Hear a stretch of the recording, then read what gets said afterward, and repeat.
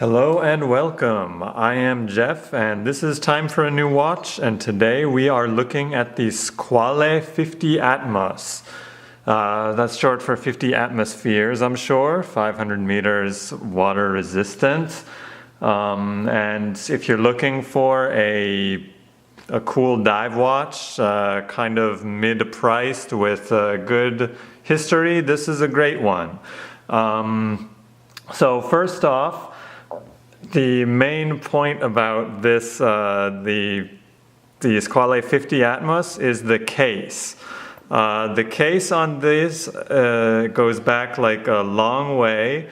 It has a long history with the company. They used to make cases, Squale themselves, the company, used to make cases for many different watch brands, including Blancpain. And this very case, probably, slightly different, it's older, and of course before watches had sapphire and everything. I'm sure there have been minor modifications, but this very case basically was used on several Blancpain 50 fathoms models. So, including the Blancpain 3H Bund, and several other 50 fathoms models.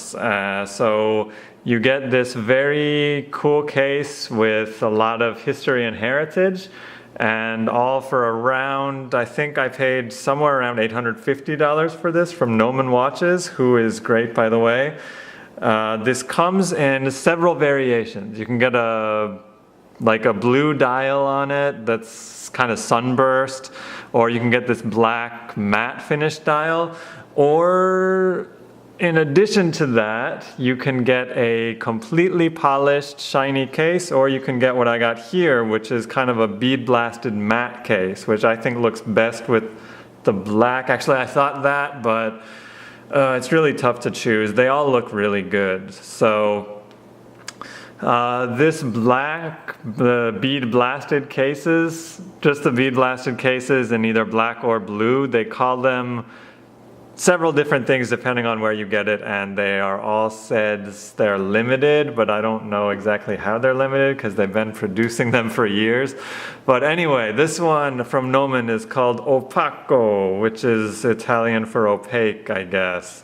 I did all my research on how to pronounce this stuff. So if I'm pronouncing anything wrong, it's really on Google Translate this time.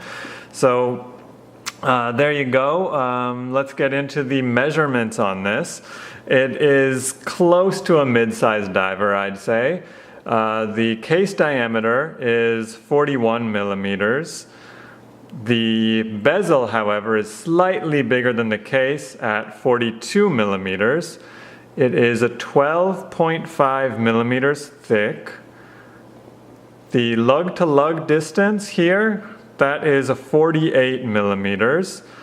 It has 20 millimeter lugs, so it can share straps with a lot of other popular watches, the Omega Speedmaster, Rolex Submariner, just to name a few, but not with a lot of your Seiko dive watches, which are mostly 22 millimeters. So, one question that everyone loves to ask before I get into, all the other features of the watch is, what is up with the branding? I don't know if I can get this any closer and have the camera focus. Nice, I can, slightly. All right, so on the dial, we have Squale right here. Then we have down here a shark logo that also says Squale.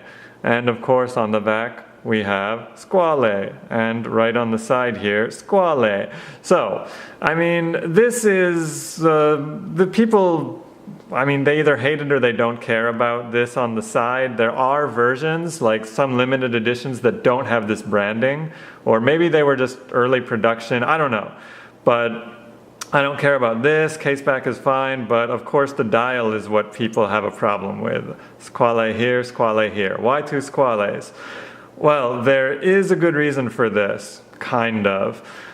These watches that Squale makes, they used to make, like back in 70s, 80s, 60s, they used to provide cases and parts for other manufacturers, like I mentioned earlier, Blancpain being Blancpain.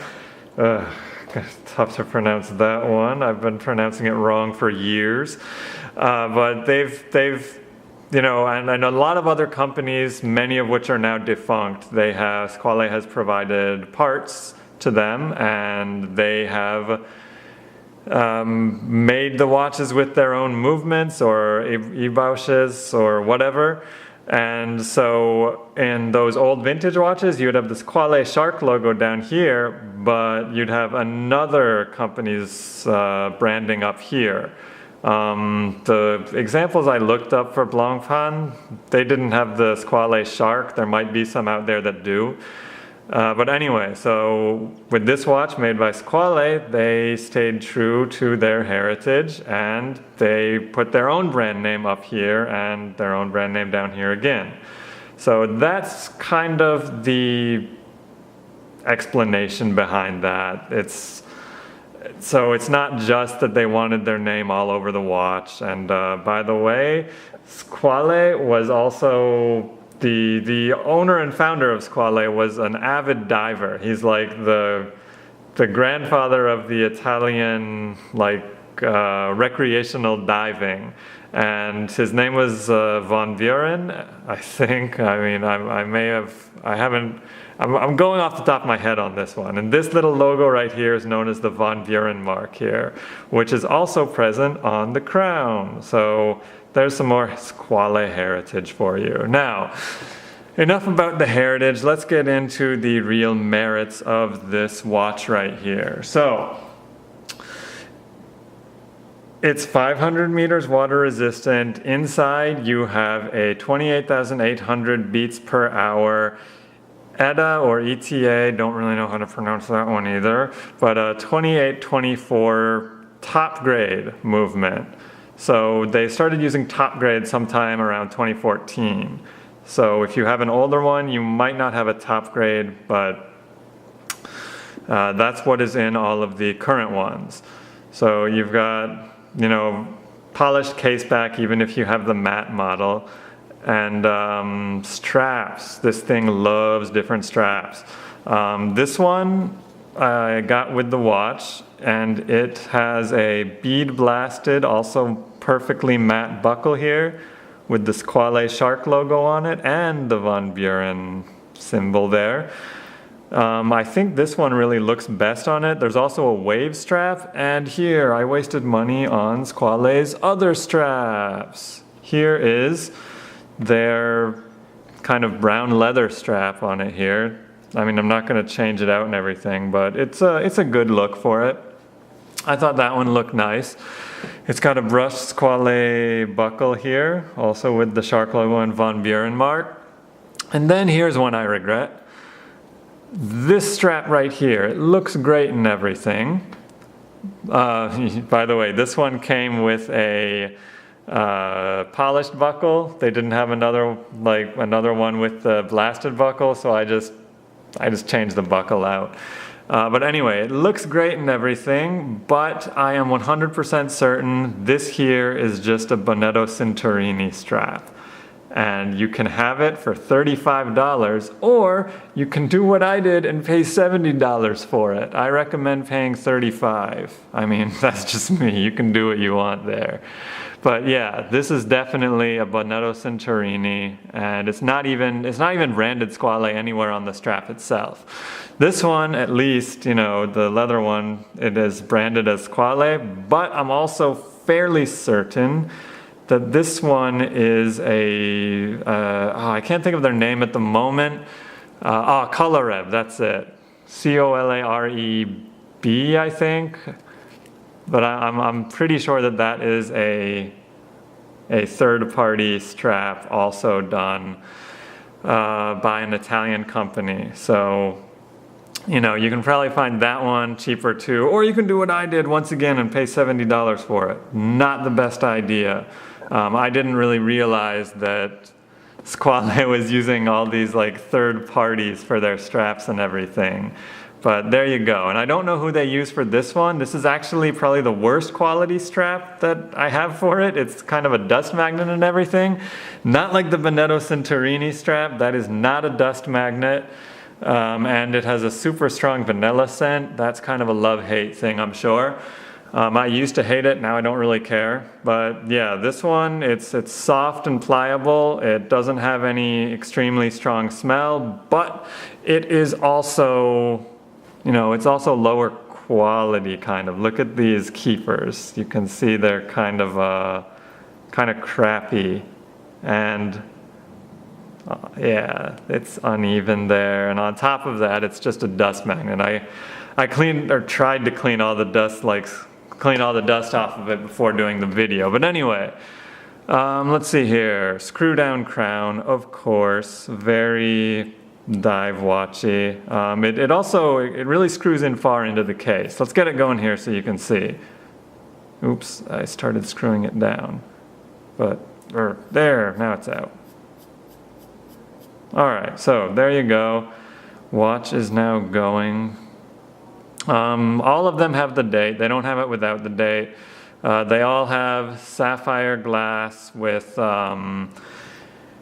anti-reflective coating on the inside. You can see the kind of blue tint there. That's an anti-reflective coating. So if you look at it at a good angle, it looks like there's no glass at all.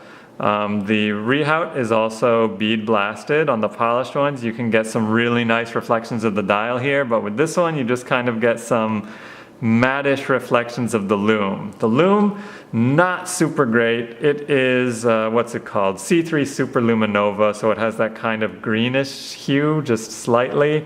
Okay, camera, you don't want to focus here. I'll give you a non-moving target. All right, there we go. So it's not great, but it's serviceable. It's just not going to be as bright as a Seiko once again, or anything better than a Seiko, which I'm sure is out there. I just haven't experienced yet. And so the bezel, it's got great action here. Very nice. Feels good to turn, unidirectional. But if you'll notice, the quality control tolerances are not, it's a little Seiko-ish in this regard. The bezel is not, I can make it look like it's aligned at some angles, but it's not fully aligned. You could fix that yourself by taking out the bezel insert and putting it back in and everything, but I'm not going to do that because I don't care that much. It's like a quarter of a second off or something. Also, people have complained, these screws here, these started showing up a few years ago in the Squale 50 Atmos models, and sometimes they're not, mine, you can see they're sort of aligned-ish, but I think that's random. I've seen ones where the screws are just any old way or any old place, and that's not something that I particularly find offensive if these screws on the side aren't perfectly aligned in some fashion. Like mine are kind of aligned diagonally here, like in an X, but some people have been greatly offended that their screws aren't perfectly aligned. Yeah. So that is it. I guess I can give you a comparison here of the size. Let me zoom out a little bit. So I have this on the bracelet today. This is the Diver 65. It is 40 millimeters in diameter. So let me put them both on my hand so we can see about, I can't put them flat because of the bracelet is going to make the Oris look bigger than it really is. But there you go. That's a decent size comparison. The Oris kind of has those floaty lugs I don't really like, but I still like the watch, which does get me to one more detail on the Squale, and that is it has beautifully angled down lugs. So here, I will go ahead and do a wrist shot of this for you. So once again, I've got about a 7-inch wrist. Got to get this peg through there. There's a little thing here that snaps in. So there is your wrist shot. Let me zoom out even more. So that is how it looks on the wrist. It does wear slightly thick, I think, but not as thick as some larger dive watches. I think this is a really cool watch. It has great heritage, history, all of that, and it is, however, around $850 for at a 2824, which you can, of course, get cheaper from a micro brand or something, and maybe get similar quality control and everything. But if you're looking for, a watch with history, it's very European styled, Swiss made, Italian design, then this is a great watch for you, I think. I've been swimming in it. I think it's like a great kind of summer watch. Your only difficult choices are going to be, do you want blue or black, and do you want matte or polished? I don't think you can really go wrong with any of those choices, but if I had to try it again, I might try the black polish, because I really like some of the reflections you can get in the rehaut with the dial and everything. Well, anyway, I am done talking about this one, so thank you for watching. Don't forget to comment, like, subscribe. This has been Time for a New Watch. I'll see you next time. Bye.